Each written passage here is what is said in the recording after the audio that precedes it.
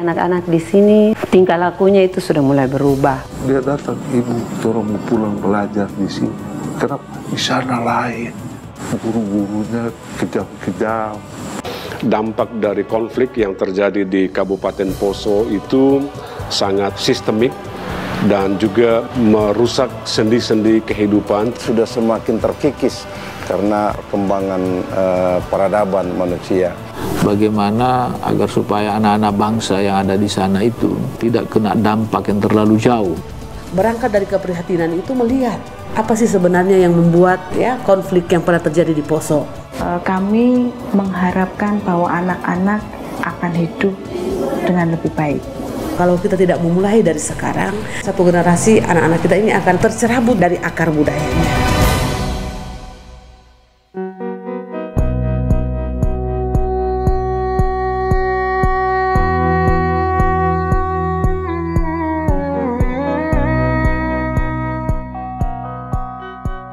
Jiwa pendidikan ya kita lakukan itu sebetulnya bertujuan agar supaya anak-anak kita ke depan sebagai generasi penerus itu mempunyai akhlak karakter yang baik. Bagaimana kita bersepakat untuk menanamkan nilai-nilai menghadapi masa depan, menghadapi tadi gejolak di masyarakat yang pasca konflik itu di dalam konteks pendidikan. Sulawesi Tengah masa yang akan datang juga anak-anak mengambil peran yang lebih baik, maka kita sepakat untuk kemudian membangun sebuah pendekatan yang bernama pendidikan harmoni. Pendidikan harmoni itu kita mencoba membangun 3 gagasan konseptual. Pertama, harmoni diri, harmoni sesama, harmoni alam. Ada eksklusivisme anak didik di sekolah. Tapi begitu dikembangkan pendidikan harmoni itu, kerukunan anak-anak itu disiplinnya, rasa hormatnya, rasa kasihnya kepada sesama berubah menjadi lebih baik, termasuk model pendidikan harmoni ini turut meningkatkan kualitas pembelajaran. Pendidikan harmoni ini yang pertama dia mendorong rekonsiliasi, itu yang pertama. Ketika kita berbaur dalam pendidikan harmoni, mengenyampingkan sekat-sekat itu. Tidak ada lagi sekat-sekat. Artinya kita lebih menerima perbedaan itu. Kita mulai dari perbaikan proses belajar.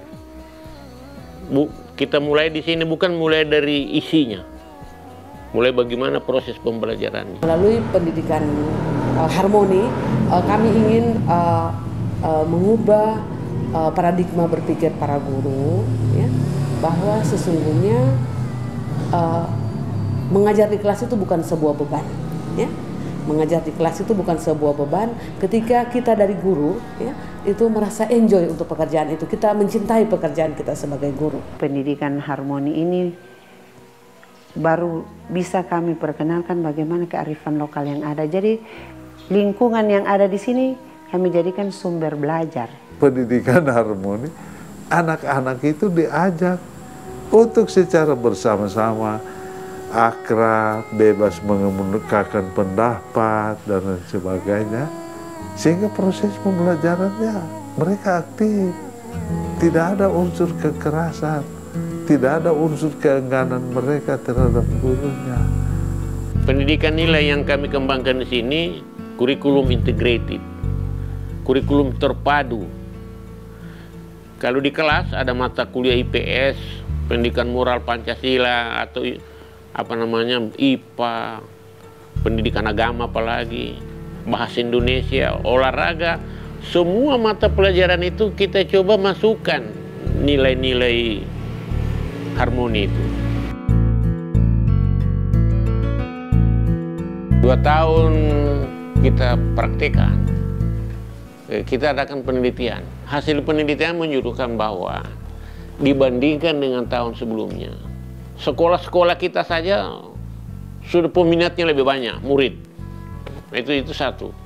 Yang kedua, orang tua murid itu sudah sangat antusias merasakan manfaatnya itu.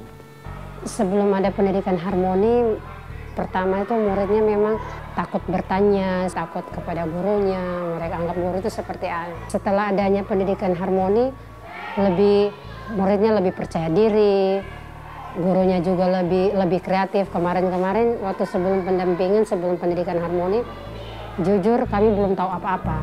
Jadi anak-anak mengingatkan orang tuanya supaya tidak ngomong kasar. Itu kan akhirnya membuat refleksi yang sangat luar biasa, sangat dalam bagi orang tua gitu. Dan inilah menurut saya tindakan yang preventif yang bisa berdampak panjang gitu. Jadi pernah ada orang tua tetangga dengan tetangga berkelahi, adu mulut. Ada anak-anak yang kecil kelas 1 atau kelas 2 dia bilang, mama pergi. Jadi mamanya terus diam. Apa itu kau punya adik bilang? Mama itu yang begitu itu harmoni diri, jangan beribut mama. Dengan yang begini dia bilang itu harmoni sesama, tidak boleh berkelahi. Kita sangat bangga yang pertama kita melihat anak-anak. Karena visi kami itu untuk setiap anak hidup utuh sepenuhnya. Dan yang kedua, kita bangga karena begitu banyak mitra yang mau terlibat. Ada begitu banyak orang yang mempunyai tekad sama memberikan kehidupan yang terbaik buat anak. Karena kita tahu kita nggak bisa lakukan sendiri. Justru pendekatan ini didapat dari proses tadi, proses dialog, proses diskusi, mendapat masukan dari banyak orang, dari guru, dari sekolah, dari pihak-pihak, dari mitra-mitra ya, Muhammadiyah, Gereja Kristen Sulawesi Tengah, Universitas Tadulako, Dinas Pendidikan. Dan itu yang memberi energi buat kita, Kak. Anak-anak dan mitra. Dalam inisiatif Yayasan Pendidikan Kristen bersama dengan ADP mencoba membangun kemitraan dan kerjasama pengembangan pendidikan harmoni juga bagi Yayasan Al-Khairat dan Yayasan Muhammadiyah.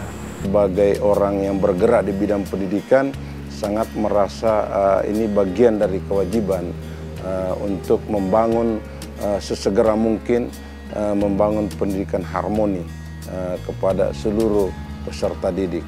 Dengan demikian maka anak-anak memiliki kecerdasan, sikap, keterampilan dalam memaknai kehidupan yang harmoni. Ya, jadi ketika bicara pendidikan karakter, ya, oh ternyata kita di Sulawesi Tengah itu ada pendidikan karakter yang namanya pendidikan harmoni. Satu-satu harmoni diri, dua-dua harmoni sesama, tiga-tiga harmoni alam, 1, 2, 3 semua harmoni. Yes.